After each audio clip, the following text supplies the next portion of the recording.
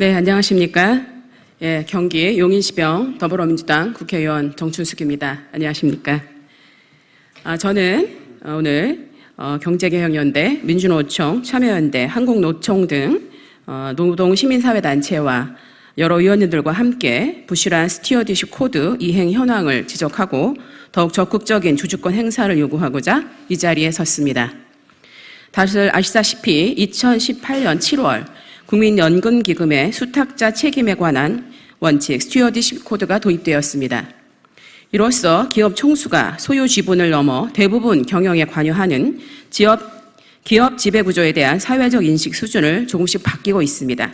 그러나 총수 일가의 전횡으로 주식가치 훼손 등 소액 주주의 피해가 발생하더라도 소주주가 지배주주 및 경영진을 견제할 수 있는 제도는 여전히 미흡한 것이 사실입니다.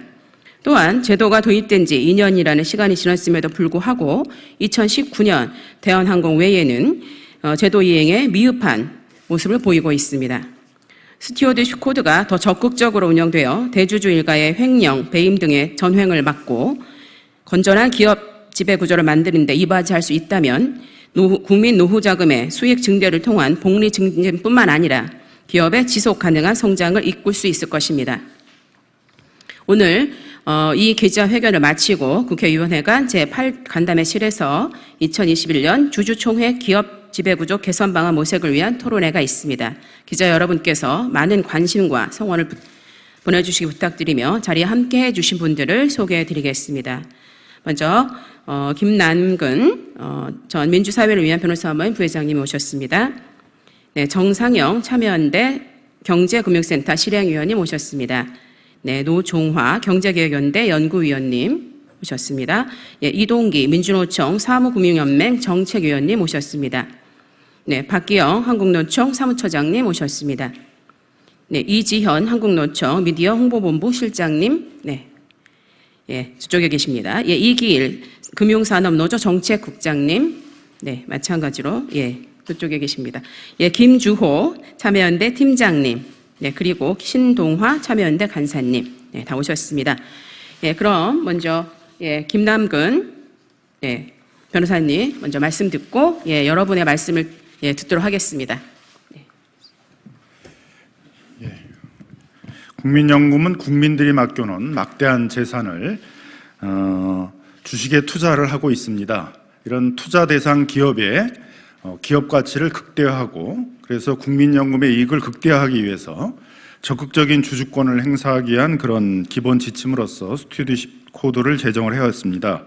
이에 따라서 2019년부터는 횡령 배임, 효성그룹과 같이 횡령 배임한 이사들이 이사회에 남아있는 그런 기업이라든가 또 대한항공이라든가 최근에 있어서의 미래레셋처럼 그 총수일가가 지배하고 있는 계열사에 부당 지원 행위를 해서 총수일가가 사익을 편취하도록 한 그런 기업들이라든가 과도한 임원 보수들을 지급하고 있는 기업과 같이 기업 지배구조에 문제가 있는 그런 기업들에 대해서는 비공개로 기업 지배구조를 개선할 것들을 문제를 개선할 것들을 요구하고 그렇게 하지 않았을 경우에는 2020년도 올해에는 중점관리 대상 기업으로 선정을 해서 중점관리 대상 기업으로 선정됐음에도 불구하고 이행을 하지 않을 경우에는 올해 하반기에 공개 대상의 중점관리 기업으로 선정을 하고 2021년 주주총회에서는 문제가 있는 그런 기업들에 대해서는 그 공익적인 이사들을 추천한다든가 횡령 배임 등의 그 기업에 피해를 입힌 이사들에 대해서는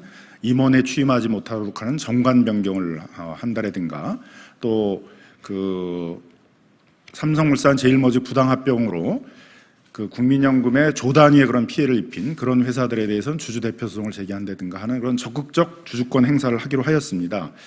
사실은 2019년 3월 주주총회에서부터 그런 적극적 주주권 행사를 했었어야 되는 것들인데 그때마다 국민연금 측에서는 사회이사, 공익이사를 추천할 수 있는 사회이사 풀이 마련되지 않았다든가 적극적 주주권 행사에 대해서는 또 별도의 가이드라인을 또 마련해야 된다든가 여러 가지 핑계들을 대면서 적극적 주주권 행사들을 미뤄왔었습니다. 이번에 국정감사를 앞두고 정춘숙 의원실에서 국민연금의 질의를 통해서 확인한 바에 의하면 지금까지 사회이사 풀도 전혀 마련하지 않았고 적극적 그 주주권 가이드라인이 마련됐음에도 불구하고 중점 관리 대상 기업으로 선정한 것은 2개밖에 되지 않았고 그 2개 기업에 대해서도 앞으로 공개 중점 관리 대상으로 선정할 그런 계획들도 전혀 없고 내년 주주총회에서는 뭘 할지에 대해서 아무런 계획도 없다 이렇게 얘기가 되고 있습니다. 청와대 김상조 정책실장은 재벌개혁 얘기가 나올 때마다 국회에서 만드는 경성법률뿐만 아니라 국민연금 스튜어드십 코드와 같은 이런 연성법률을 통해서도 적극적인 재벌개혁을 시도하겠다라고 했음에도 불구하고 막상 국민연금 차원에서는 아무런 적극적 주주권 행사에 대한 계획들이 없는 것으로 이렇게 밝혀져서 많은 충격들을 주고 있습니다. 오늘 이 자리는 이런 국민연금이 국민들에게 약속한 그런 적극적 주주권 행사들을 하지 않고 이런 소극적인 태도로 일관하는 것에 대해서 규탄하고 적극적인 주주권 행사를 위한 계획들을 마련한 것들을 촉구하기 위한 그런 차원에서 기자회견이 마련되었습니다.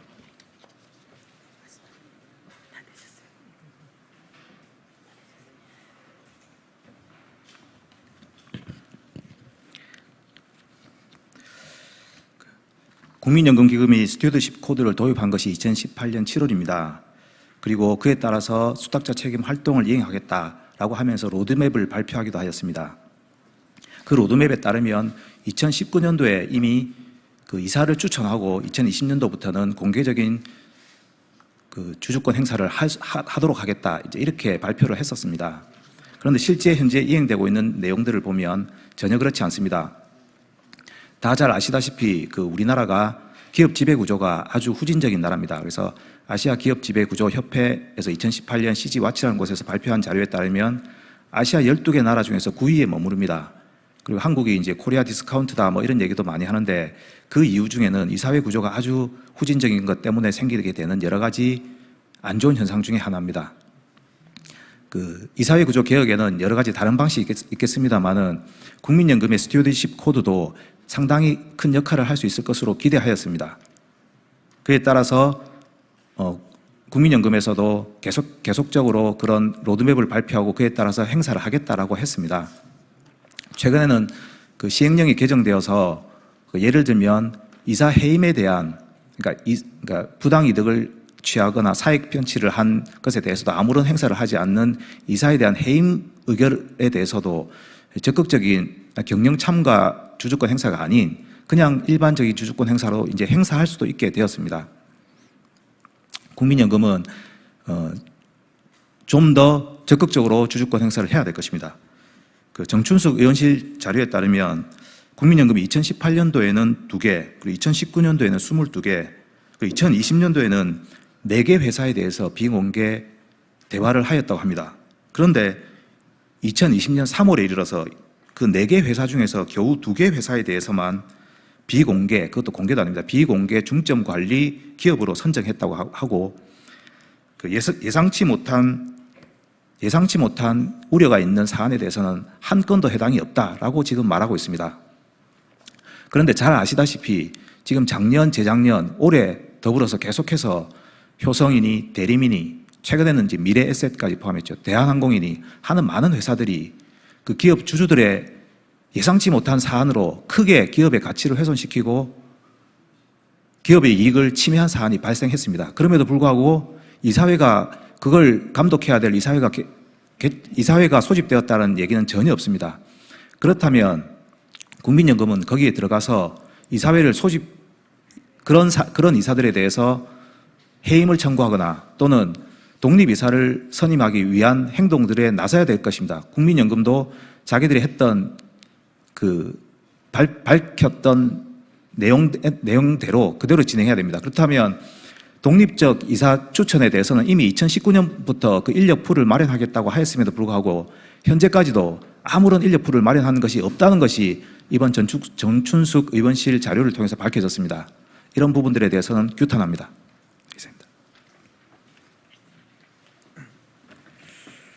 예, 경제개혁연대 노종화 변호사입니다. 보건복지부와 국민연금은 2018년 7월 말에 스튜어드십 코드 도입을 선언한 이후에 그 수탁자 책임에 관한 원칙과 세부 지침 그리고 주주 활동을 위한 가이드라인을 마련했습니다. 따라서 이제는 정말 마련된 가이드라인에 따라 적극적으로 주주권을 행사할 때입니다.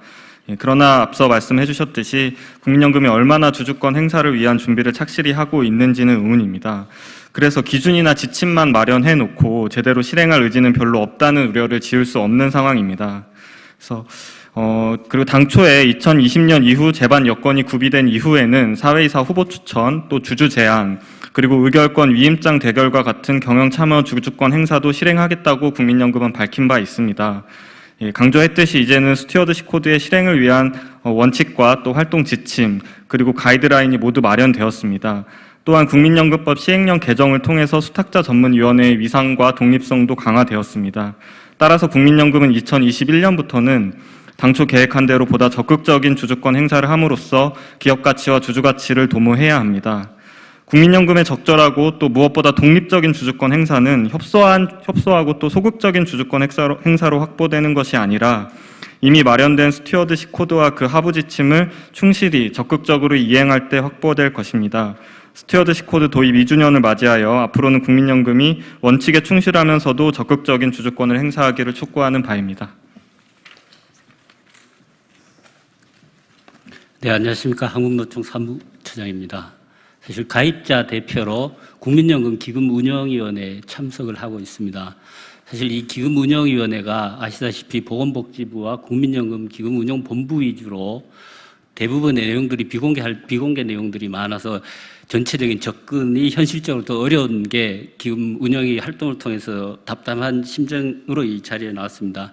사실 그 국민연금의 스튜어드십 코드의 부분은 제도적이나 그림은 어느 정도 얼개는 집은 만들어졌습니다. 그런데 실제로 그 안에서 그걸 어떻게 핸들링해 나갈 건가에 대한 문제 부분이 핵심적인 문제입니다.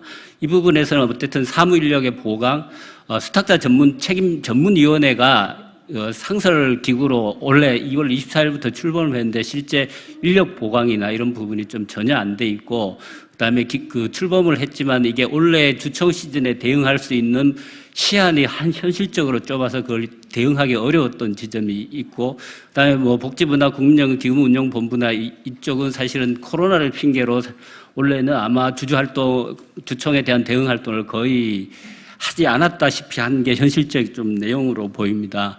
이러한 부분을 전체적으로 강화할 수 있는 방법은 문재인 정부에서 대선 공약으로 국민연금 기금운용위원회를 상설화하겠다고 공약으로 내비쳤습니다. 이 기금운용위원회가 상설화가 되면 거기에 따른 인력 배치나 전체적인 구조의 문제가 상당 부분 해소가 돼서 그 하위에 수탁자 책임 활동이나 그다음에 투자 전문 정책위나 리스크 관리나 이런 부분을 세밀하게 들여다보고 가입자 위주로 국민의 눈높이에서 접근할 방법이 생깁니다. 그래서 하루빨리 거버넌스 차원에서 국민연금 기금운영위원회가 상설화되고 그 위에 하위에 수탁자 책임활동 전문위원회 이런 활동들이 보강되는 작업들을 보건복지부와 정부와 또 21대 국회에서 좀 같이 처리해 주시길 당부드립니다.